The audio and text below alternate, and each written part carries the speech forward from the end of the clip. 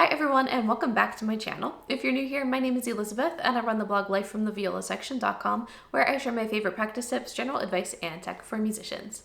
Today I want to talk about iPads and if I think that they're a replacement for laptops, especially coming from a musician. So I teach private lessons and I bought my iPad to use for reading sheet music, and I've ended up doing a lot of things for my business on this iPad. So I want to kind of talk through the pros and cons of kind of using this as a laptop and if I think it really works or not.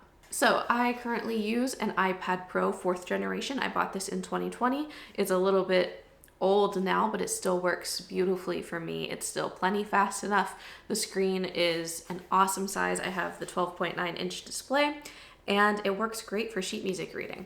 So you can see with the case that I have, this is the Logitech Combo Touch. You can see that I have tried to make this into as much of a laptop as I can.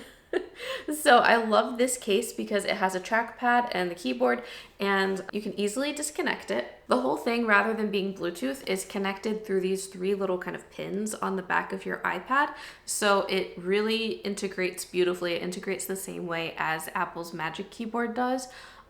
So you don't have to worry about Bluetooth. You don't have to worry about setting it up. As long as the keyboard is attached, it is going to work with your iPad. So like I said, I originally bought this iPad to read sheet music off of, and this does the job beautifully. The Apple Pencil is a total game changer for writing on a tablet screen. It makes the process so flawless, and it feels really similar to writing on paper to me. I mean, I guess it doesn't feel like just like writing on paper at all. I do have just a really average cheap plastic screen protector on this iPad. You can buy Paperlike or similar, just not name brand ones, screen protectors for your iPad to make it a little scratchier, give you some more resistance to feel more like you're writing on paper.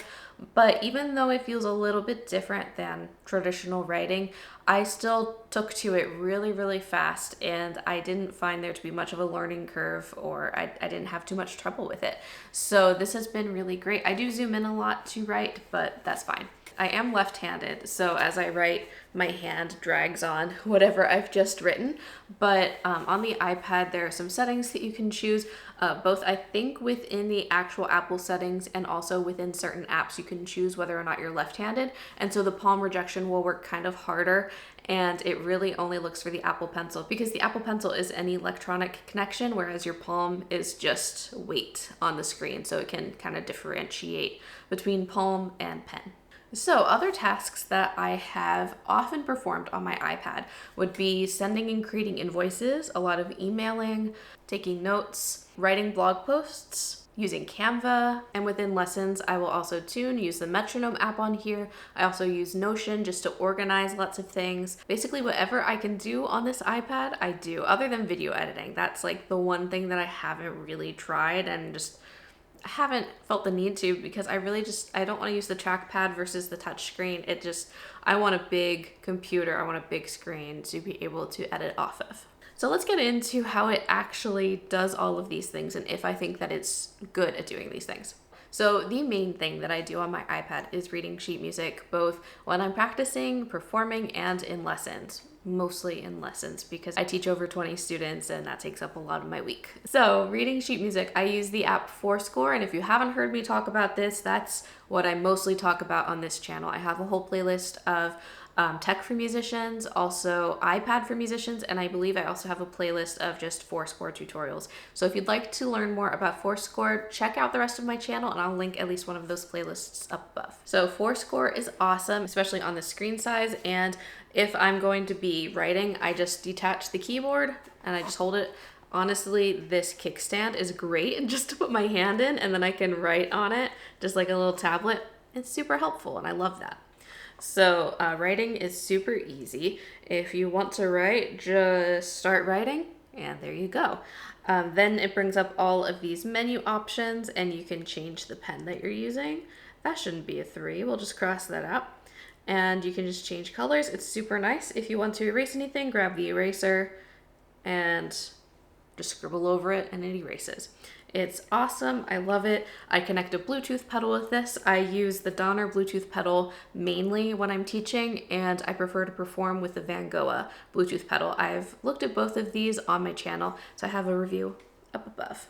I don't feel like I need to go much more into Forscore today because I've talked about it so much on my channel and it works so well. I don't have any complaints, all just great positive things. Another thing that I use my iPad for regularly is just kind of notes and almost like a whiteboard in my lessons, especially in online lessons, because I can easily just share my screen over Zoom and zoom in on this staff and start teaching about how to read a key signature. So just draw stuff like that. Maybe we'll do some flats.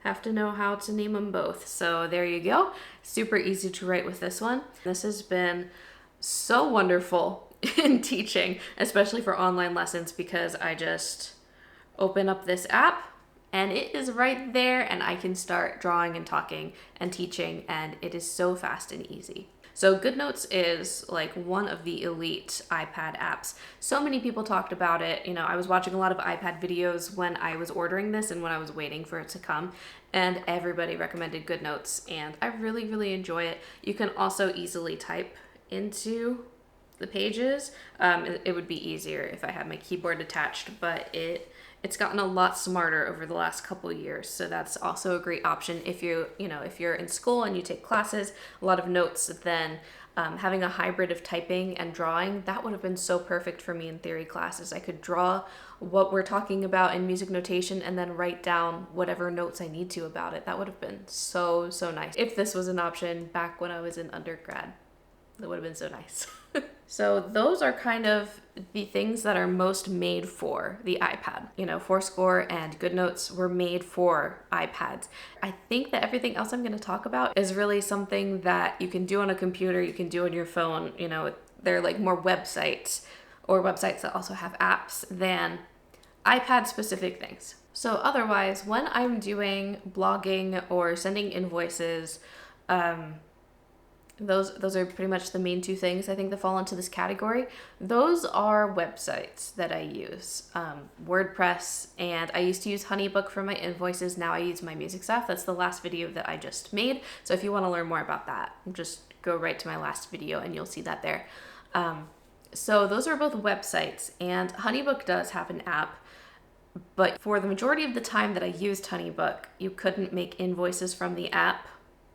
So I'd have to go to the website, and then once in a while it would realize that I was on an iPad and it would just take me right to the app, and then I had to find a workaround for that. And that was always kind of frustrating. So things don't always, when they're a website at least, things don't always go super, super smoothly. On an iPad, it's like just not fully integrated. It's not fully what they're intending for you to do. So I did have some trouble when I'm doing things that are website heavy, like blogging on WordPress and invoices on HoneyBook and just other sites that I would go to as part of my workflow. I would have a harder time. Like I wouldn't be able to click and drag on some things. Sometimes elements of the website will be cut off on the screen because it's not like the right aspect ratio, like not always totally right. And so I would either sit there on the couch kind of upset, or I would have to walk downstairs to my studio and go on my real computer. I know that's hardly a problem, but when I'm doing kind of computer work, and it's like on Fridays, I don't teach any lessons. So I do a lot of computer work, like blogging and making videos, sending invoices, behind the scenes, things like that. It's nice to just kind of sit on the couch and have the TV on in the background and just be more comfortable because it's more of a low-key work day. So I had a little bit of trouble doing that. One other thing, while we're thinking about sitting on the couch, it's really difficult for this to sit up on places where it's like not fully balanced. I'm just trying to show you on my arm right now. But even if I just stand up, I can do that, but see how kind of wobbly it is? This is not like a laptop where it stays in place right here, or wherever you bend it to. The kickstand holds it up and gravity does its thing. So this is difficult to use in more comfortable positions. If it's on a desk, that's great and it works perfectly. But, if you're sitting on the couch, it's precarious if I sit it on my legs. So usually I would take like a pillow or a blanket and kind of make that tall enough for me and then sit it on top. But, not super ideal. I know the Magic Keyboard has a slightly different setup, but it's still pretty precarious. And just because the weight of the iPad is on top and then the keyboard is a lot is a lot lighter, it makes it a little top heavy and a little hard to sit in weird situations that are not just flat tabletop. I do think that it's great to have the combination of the touchscreen and the trackpad. It's really nice to be able to just like zoom in on something and make it larger, or I don't feel like doing the trackpad scrolling anymore, so I'm just gonna scroll on the screen. It's nice to have that option and that customization option, but personally, I would love so much if Apple made laptops that had touchscreens, and I'm sure it would make it like way too thick because laptops are super thin now. But it would be so nice to be able to have that option with everything that comes with a laptop. At least in my mind, that would be so nice, and I would love for Apple to start doing that for their laptops. The iPad is definitely fast enough for everything that I do on it. Again, I don't do any video editing on my iPad. Really sort of low-key tasks. Emailing, reading sheet music, making invoices, writing things either in Google Docs or Notion or on WordPress, just the website. So those are not things that require a ton of processing, but some of them are more geared towards the setup of a laptop and file organization, which brings me to my next thing, which is the file organization. So I love organizing my files on my computer. Don't look at my computer right now because it's not organized, but I need a folder for different things so that I know where to find them. I've been using Macs for 15 or so years, so I'm very, very used to like Finder and how to search within there and making folders and just the whole kind of file organization setup on Macs and MacBooks. So that's really where I come from, and that's the type of organization that I like. When I'm on my iPhone or my iPad, if anything gets saved to files, it's like, I don't really know where it is, and I don't know if it's backed up or if it's not backed up. For whatever reason, files and iCloud I don't really know. So I wish that there was a better kind of Finder app, and I know they could call it Finder, but it would be exactly the same as Files possibly, but just some better kind of organization or being able to have folders of files like on the home screen, I feel would be so nice, especially if more and more people are using this as a laptop replacement. And if they really start marketing it that way, then I feel like that would be so helpful to so many people, because that's a big complaint that I hear from a lot of people, is that on Apple iPhones and iPads, the file organization just isn't quite there. And I agree, it's super difficult to use. So basically, whenever I save something to my iPad, I go right over and I transfer it over to Google Drive too, because my Google Drive is meticulously organized. I love it over there. It's so nice, so easy to find things, and the search function is really good over there. So I just go ahead and I copy it over to Google Drive. And then if I don't need it much longer on my iPad, I try to delete it like right when I'm done, because otherwise it's gonna clog up my iPad and like I'm gonna lose it. I'm gonna forget to delete it later, just gonna do it now. So that's a big drawback to me. If I have to make a file and then send it out, it's so much easier for me to save that and then send it out and find it again if I need to, if it's on my computer. So that's a drawback for me, is if I have to create an invoice for something else and I have to download it as a PDF and then send it out, it just gets lost in the shuffle in the whole Files app. And things are weird over in the Files app. If you press and hold, it doesn't do the things that usually happen when you press and hold. And it doesn't mesh with me. It just doesn't. Like I said, I do send quite a few emails from my iPad. If I'm sitting on my iPad and I get an email, I just reply to it there. And sometimes, if I just need to send an email, I'll do it on my iPad. It's fine. So I use the Gmail app because the majority of my email addresses, I have a lot. The majority of my email addresses are through Gmail. And I think that their app is very nice to use. One thing though about this app, both iPhone and iPad versions, when I reply to someone, I cannot CC or BCC. It happens on both apps.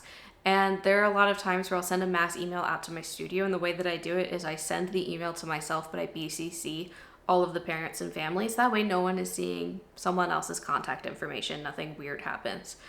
But if I want to reply to or send an update in that same email thread, I cannot send it to everyone because it doesn't copy the BCCs. You also can't copy email addresses from Gmail. Like if you open up the app and then you open up the BCC, you can't select and copy all of the email addresses there. So I have to do it on my computer if I'm updating an email thread that I've BCC'd like 20 or 30 people on. That's a Gmail thing. That's not an iPad thing, but it is a drawback if you're going to use Gmail on your iPad a lot. And if they don't update it at some point, then it remains a problem. So, do I think that the iPad is a laptop replacement? I feel like it somewhat is, because I've been able to get a lot of things done on it. And I love my iPad. It's awesome. It does a lot of things that I want it to do. But if you're very particular about things, if you want really good file organization, if you want no problems on websites, then I think an iPad is better. But again, if you're a musician watching this, then I'm gonna guess that you probably want an iPad to read sheet music off of.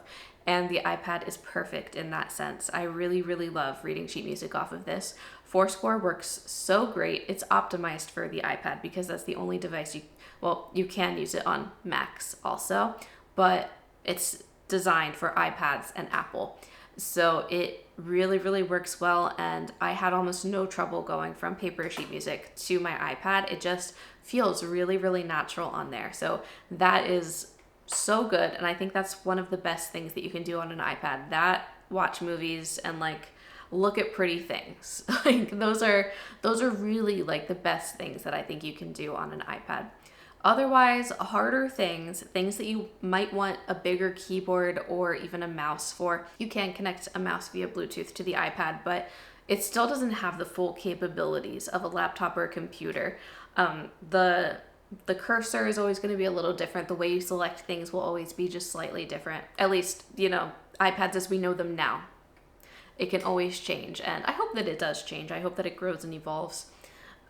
But I think if you want to really get into things, a laptop is better. But again, for a musician, if you're doing a lot of reading and a lot of handwriting, an iPad is great if you don't care too much about file management.